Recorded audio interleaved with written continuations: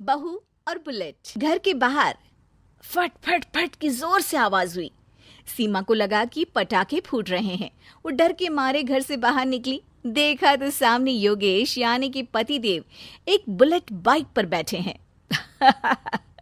अरे डर गई क्या? बाइक लेकर आया हूँ तुम्हें घुमाने के लिए। सच में? मुझे लगा पटाखे फूट रहे हैं। अरे पटाखे भी फूटेंगे और मिठाई भी बटेगी। माँ को तो बुलाओ। माँ भी बाहर आ जाती है। अरे योगेश बेटा, इतनी जल्दी आ गया? और ये गाड़ी किसकी है? साहब की है?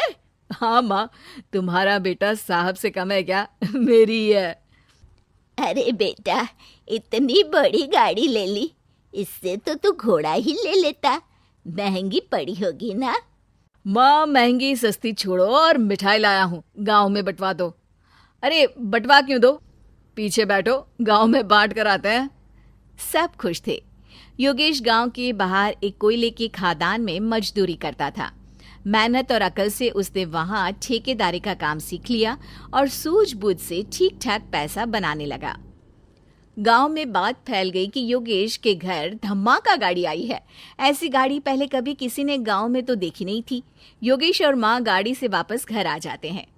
बेटा, बाबूजी ऊपर से देख रहे होंगे और आशीर्वाद भी दे रहे होंगे तुझे। वो होते तो उनको भी घुमाता माँ। पूरे गांव में नाच नाच के मिठाई बांटने जाते। जैसे मैंने नाच नाच के बांटी थी जब वो अपने लिए एक साइकिल लेकर आए थे।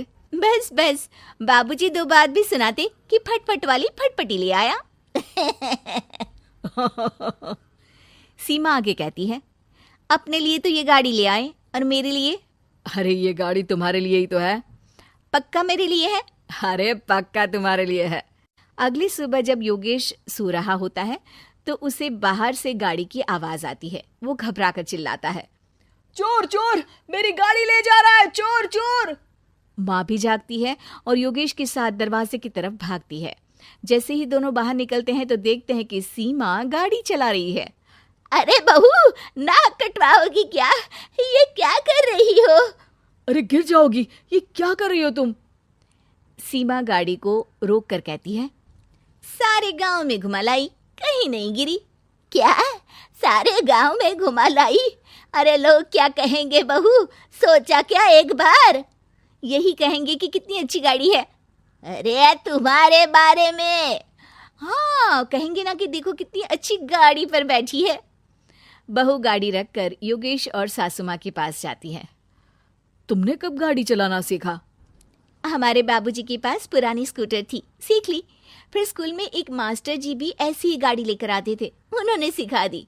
हाँ, स्कूल के मास्टर आजकल यही सब तो सिखा रहे हैं।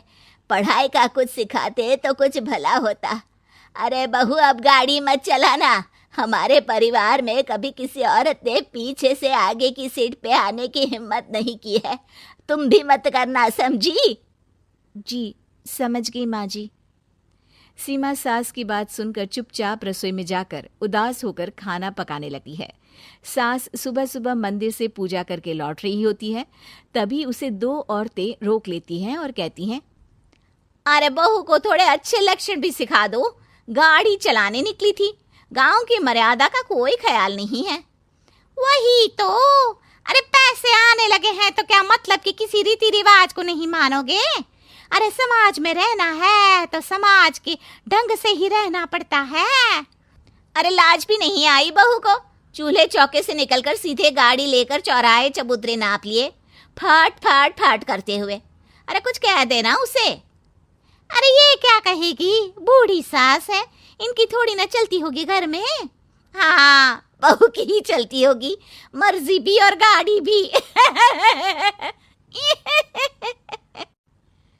सास सब सुनकर घर आती है और बहू को चिल्ला के बुलाती है, अरे नाक कटवा दी सबके सामने गाड़ी चलाकर। औरत जात गाड़ी नहीं चलाती। शहरों में तो 4 पहियों वाली गाड़ी भी चलाती हैं और हेलीकॉप्टर, हवाई जहाज भी। शहर में थोड़ी ना रहती हो मैडम साहिबा। आज के बाद गाड़ी से ही नहीं, यूं भी निकलना बंद तुम्हारा घर से। माँ सही कह रही है। कहीं भी जाना हो तो मुझे बता देना, मैं लेकर चलूंगा। आज माँ को तुम्हारे कारण कितनी बातें सुननी पड़ी। इतना कहते हुए योगेश वहां से चला जाता है। बारिश की वजह से कारखाने के रोड पर कीचड़ रहता है, इसीलिए योगेश गाड़ी घर रख कर जाता है और किसी से लिफ्ट लेकर कारखाने पहुंचता है ताकि नई गाड़ी गंदी ना हो। लेकिन शाम को इतनी तेज बारिश होती है कि उसे वापस आने का कोई साधन ही नहीं मिलता। बारिश बढ़ती जाती है। रात के 11 बज जाते हैं। रास्ते में एक नदी का ब्रिज है। अगर उस पर पानी आ गया तो योगेश कारखाने में ही फंस जाएगा। पूरी रात भूखे प्यासे बितानी पड़ेगी। घना अंधेरा, बिजली की कड़कड़ाहट और तेज बारिश। राजेश डर भी रहा था, ठंड से कांप भी रहा था। तभी उसे रोड से आती हुई एक रोशनी दिखती है। वो देखता है कि उसके सामने एक बाइक आकर खड़ी हुई है। वो ऊपर वाले को धन्यवाद देकर उस बाइक वाले आदमी की तरफ बढ़ता है, पर पास जाकर देखता है तो भौचक्का रह जाता है।